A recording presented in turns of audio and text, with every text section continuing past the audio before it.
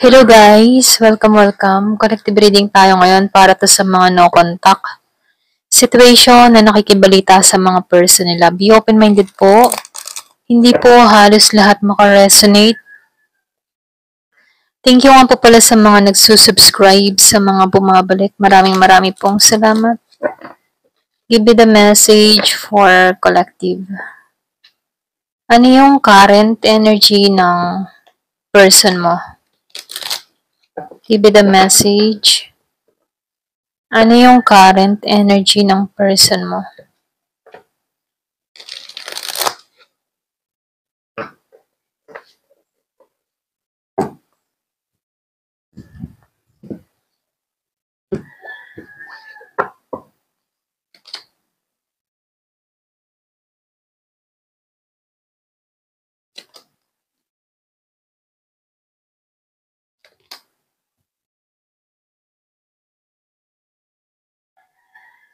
Malakas yung Leo.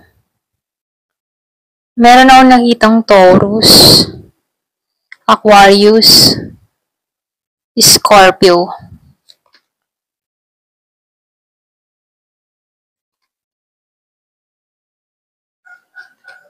Meron akong nakitang Pisces, Sagittarius, and Aries.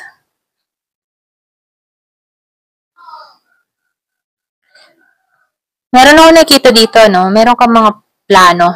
Meron akong nakita ditong 3 hanggang 4 na linggo. Meron nag-iintay dito, okay? Nag-iintay ito ng timing. Yung iba naman sa inyo, 3 to 4 weeks, meron kang nalaman or merong nadagdagan kang kaalaman, nagkaroon ka ng pangunawa sa sitwasyon mo. So, lumalabas dito, yung iba sa inyo, nababawasan na yung mga alalahanin pagdating sa kanilang person, ano?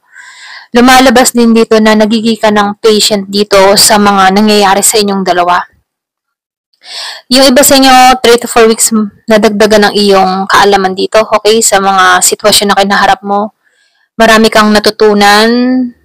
So, nakikitaan ko dito may paglagong na nangyayari sa'yo, okay? Before, nakikitaan ko dito yung pag-aalinlangan mo. Nakaramdam ka din dito ng low self-esteem pagdating sa person mo. Naranasan mo yung mabalisa, naranasan mo dito yung panghinaan ng loob dahil sa mga natutuklasan mo dito sa person mo. Yung iba sa inyo, nakikitaan ko dito, pinagkaitan ka ng tao mo. Nakikitaan ko dito na ito yung dahilan kung bakit may mga tanong ka sa sarili mo or nag-alinlangan ka sa sarili mo. Kasi dito, lumalabas dito, yung iba sa inyo, nawalan ka ng confidence mula nung nagkaroon kayo ng issue ng person mo dito, okay? So, dito, nakikitaan ko rin dito, yung iba sa inyo, meron ditong kang person na nawalan kayo ng respeto sa isa't isa. Meron akong nakikitang narcissism, or pwede rin sabihin, marami kang kabiguan na naranasan dito sa tao mo, no? Yung iba sa inyo, nakikita ko dito, meron kang person dito na sobrang ma-ego.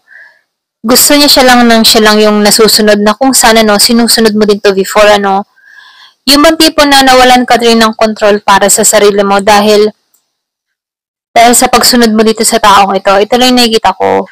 So, meron akong nakikita dito, yung iba sa inyo, meron kang tao dito na ibababa niya na yung pride niya dito. Kasi dito, marami kang natutunan sa naranasan mo. Meron nagpabago sa yung pangunawa kung bakit nagbabago ka rito. So, nafe-feel ko dito kung before, ikaw yung tipo ng tao na ikaw lagi yung nanonuyo. Ngayon, pinaninindigan mo na yung sarili mo dito.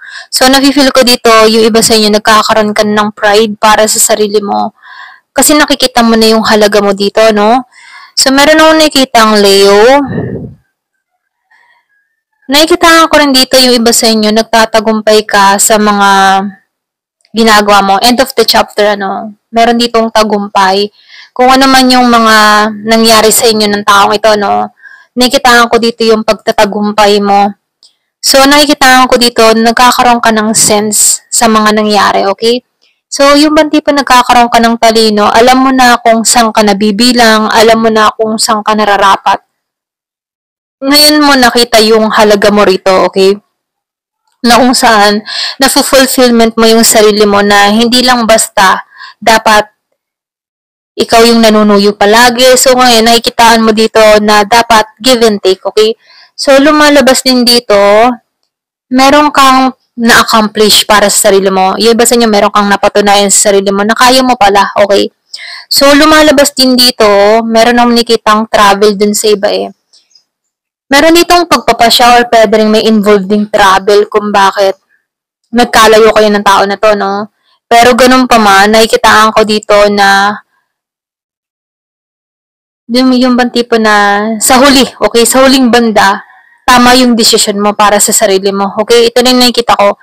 So, dito, meron ditong renewal na nangyari sa'yo. Ito lang yung nakikita ko, no? So, lumalabas dito, 3 to 4 weeks, meron kang nalaman, meron kang natuklasan, meron kang nabago sa sarili mo, at ngayon mo nauunawaan yung nangyayari sa inyo ng tao mo, okay? Ng person mo, ng kadiling mo, okay?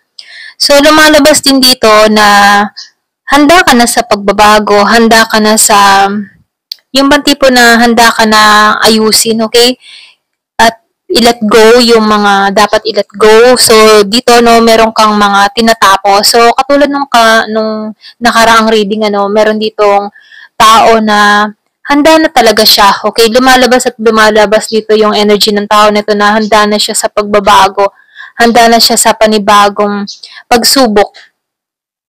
So, nakikitaan ko dito, yung breakup, yung separation na nangyari sa inyo ng tao mo or ng person mo rito or ng kadiling mo, ano, ito yung nagpatatag sa'yo, okay? Dito mo nakita yung mga halaga mo. Dito mo nakita yung halaga mo. Dito mo napatunayan na hindi mo kailangan ng kapareha para mabuo ka rito, okay? So, nakikitaan ko dito, natutunan mo na maayos yung sarili mo, mag-mature dito or mag-grow dito sa mga pangyayaring ito. Ito lang yung nakikita ko. So, dito, lumalabas dito, yung iba sa inyo, nakikitaan ko dito na merong deception na nangyari eh, okay? May panlilin lang or meron ditong kalokohan na ginawa sa'yo. So, meron akong nakikita ditong deception ano, na nangyari sa inyo. Merong akong nakikitang nilihim. Yung iba sa inyo, meron kang natuklasang lihim about dito sa person mong to. Na kung saan, yung pangarap mo para rito sa taong ito, biglang naglaho, okay? So, dito, nakikitaan ko dito na hindi ka na rin umaasa. So, sinasarhan mo na yung intuition mo pagdating sa tao na to na baka sakaling magbago or baka sakaling magbalik. So, dito, no, sinasarhan mo na yung intuition mo dito sa taong ito, okay? So, nakikita ko rin dito, nagkakaroon ka ng panibagong pananaw sa buhay. Ginising ka dito. Meron ka ng tinanggalan, nilet go mo na lahat ng dapat i-let go, at inaalaw mo yung sarili mo sa panibagong kabanata, okay? Panibagong energy, panibagong pakikipagsapalaran. So, nagising ka dito. Ayan, ito na yung nakikita ko. So, lumalabas dito, nagkakaroon ka ng panibagong pananaw sa buhay na kung saan ito yung naglilid sa'yo, okay? Naglilid sa'yo sa journey mo, okay? So, dito, ano, nakikitaan ko rin dito, naranasan mo kasi malak of experience dahil sa tao na to dahil siya lang yung buong buhay na kasama mo. Hindi mo na-experience yung mga bago, okay? Bagong experience, bagong pakikipagsapalaran. Ayan, so bagong journey, hindi mo naranasan yun kasi dito, nakikitaan ko dito, meron kang tao dito na very bossy, controlling, and ruthless. Okay, so nakikitaan ko dito, unpredictable. So, mahirap pakisamahan. Hindi mo, yung bang tipong hindi ka naging malaya sa sitwasyon mula nung nagsasama kayo ng tao na to. Ayan. So, ito na yung nakikita ko dito, no? Meron ka ditong tao na very controlling. So, meron nung nakikitang Aries, merong Leo, Sagittarius, merong Pisces, Scorpio. Ayan. So, malakas yung Leo, ano?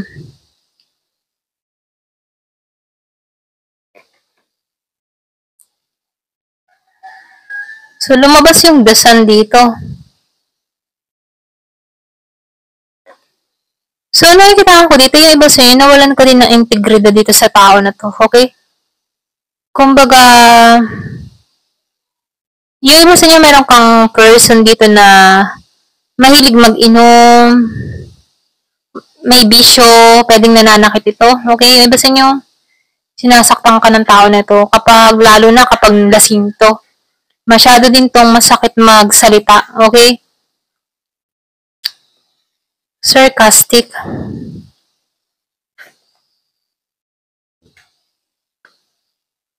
So, nakikitaan ko dito, no? Ito din yung nagbigay daan kung bakit ka naging malaya dito dahil sa mga ginawa ng tao na to sa'yo, okay? Kaya dito, no, hindi mo makalimutan yung mga masasakit na ginawa ng tao na to. Pwedeng yung iba sa inyo, sinaktan ka, pinagbuhatan ka ng kamay, lalo na kapag nakakainom to. So, meron ako nakikitang Libra, Cancer, and Leo. So, lumalabas dito, nung makalaya ka sa tao na to, dun mo nakita yung pagsaya, yung totoong kaligayahan. Ito lang yung nafe-feel ko sa'yo. Totoong naging masaya ka dito, dun nagsimula yung unti-unti mong nakita yung halaga mo, unti-unti mong nakita yung success para sa'yo, no? So, nakikita ko rin dito, naging magaan yung sitwasyon mo. Ito lang yung nafe-feel ko sa'yo, no? Kasi dito, hindi ka nawala ng pag-asa rito. Punong-puno ka ng energy dito. Na kung saan ito yung nagpapatatag lalo sa'yo, okay? Nung nakaalis ka sa taong ito, ito na yung nakikita ko, no? So, dun nagsimula yung malaking pagbabago. About 6 months yung nangyari. Ito lang yung nakikita ko dito. Dun mo nakita yung katotohanan. Dun bigla ang nagbago yung buhay mo. Dun nagkaroon ng transformation. So, yung naging trigger sa inyo ng tao na to, yung iba sa inyo 6 months na kayong hiwalay. Dun nagsimula yung buhay mo na kung saan nagkaroon ka ng pag-asa dito, okay? Dun mo nakita ang halaga mo. Dun ka muling nangarap. So, dito, lumalabas dito na nagkaroon ka ng katatagan dito para umusad, okay? Diba dito nagpatuloy ka or pwedeng dun mo naisip na kailangan umusad, kailangan mangarap. Hindi ko kailangan tong tao nito para bumagsak ako, kailangan kong makatayong muli, ganon. So, lumalabas dito, meron kang willpower. Control mo ngayon ang sitwasyon mo. Naging kang matagumpay, okay? Iba sa niya 6 months hiwalay or 6 months meron kang na-realize sa sarili mo. So, merong 6 months, okay? So, lumalabas din dito, nag-travel ka, nag-focus ka sa sarili mong paglago, nag-focus ka sa sarili mong pag-unlad, okay? Nag-focus ka sa sarili mo. Meron na nakitang travel, involved travel, ayan. Merong nagpa siyang mga ibang bansa or pwede rin nasa ibang bansa ka na ngayon, 6 months ago, okay? Parang 6 na buwan ka na sa abroad, ganyan. Dito nag-start lahat, dito ang nagsimula yung pagbabago or pwede rin 6 months na kayong walang communication ng tao na to. Okay, ito lang nakikita ko, no? So, merong 6 months. Kung ano man yung 6 months na to, meron ako nakikita ang malaking pagbabago na nangyari sa'yo nitong 6 months na to. Ayan, solar eclipse.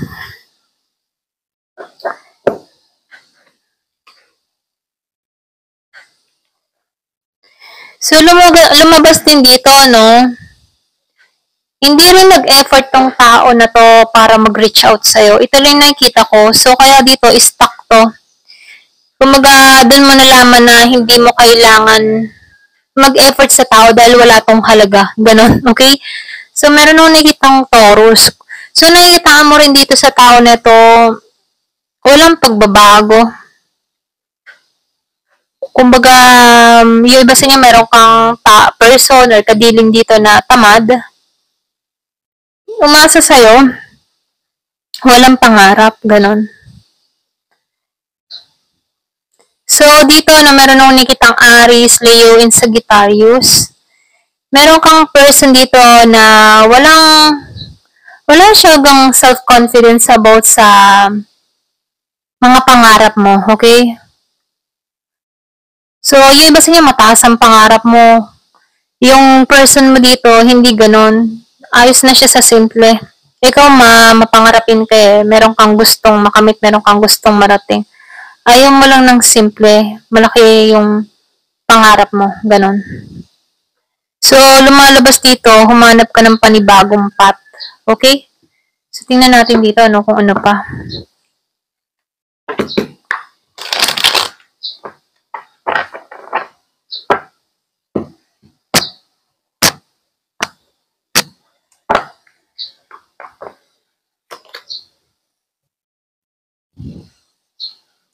So, meron ditong broken trust. Nasira yung tiwala mo sa tao na to. Okay? Meron ditong nasira yung tiwala. Independent. Merong independent woman, independent man, naninindigan sa sarili niya, ganun.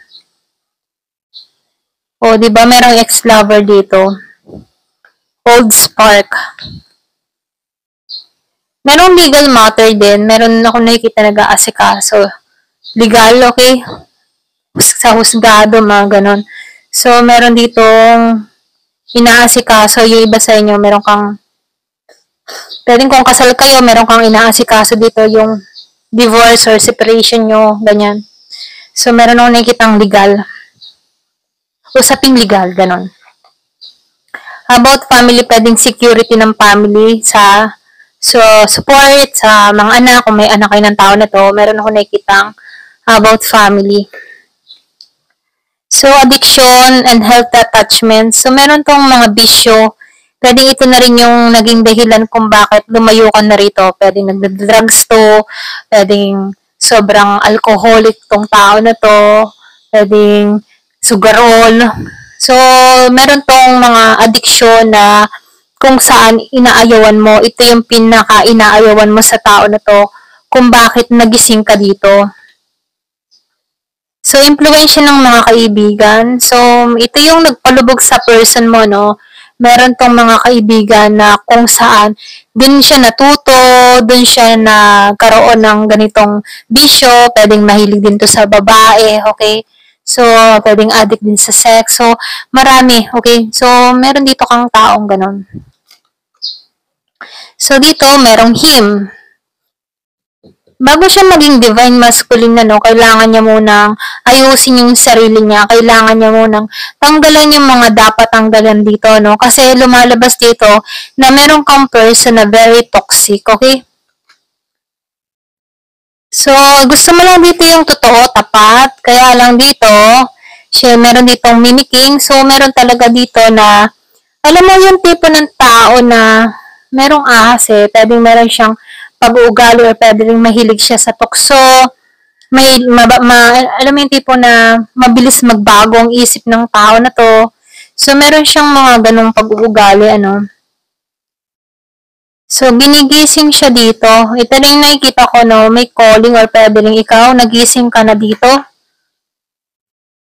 So, meron ditong healing and releasing. So, lumalabas dito, no, nakita mo yung totoo.